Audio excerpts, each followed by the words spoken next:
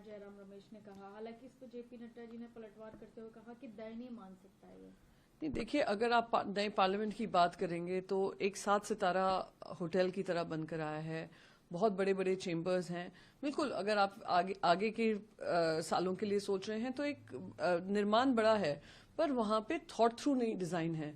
आप जैसे central hall होता था, जब भी सत्ता पक्ष या विपक्ष में किसी तरीके का तालमेल नहीं बैठता था, इंपॉर्टेंट पॉलिसी डिसीजंस कहीं लॉकजाम में फंस जाते थे, तो उधर चर्चा होती थी और वो चर्चा फिर राज्यसभा में सोल्यूशन हो, लोकसभा का सोल्यूशन हो, वो ढूंढकर निकला जाता था। सत्ता पक्ष और विपक्ष एक साथ बैठते थे और ये सिर्फ सेंट्रल हॉल में ये नहीं कहूंगी केंद्र था जहां पे सिर्फ दोस्तियां होती थी, वो एक केंद्र था जहां पे सोल्यूशंस निकलते थे।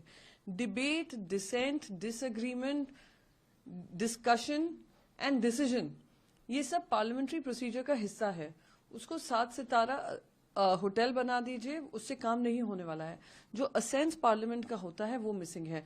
राज्यसभा और लोकसभा में कोऑर्डिनेशन हो, आपसी तालमेल हो, लोकसभा राज्यसभा वाले सांसद एक दूसरे को मिल पाए, ये चर्चा हो पाए कि किन मुद्दों पे हमें सवाल उठाने हैं, क्या कहाँ कहाँ दिक्कतें आ रही हैं, कहाँ कहाँ सत्ता पक्ष अपनी मनमानी कर रहा है और विपक्ष की सुनवाई नहीं हो रही है, ये सब कुछ वहां से मिसिंग है नए पार्लियामेंट से।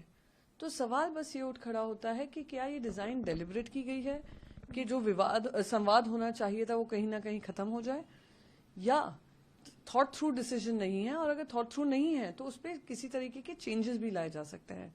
तो हो सकता है उन्होंने उसी मंशा से कहा होगा 2024 में सरकार तो बदलने वाली है, इसमें कोई दो राय नहीं है, इंडिया गठबंधन जीतने वाला है, तो जो चेंजेस करने हैं उस पार्लियामेंट में वो हमारे समय पे फिर हम करेंगे।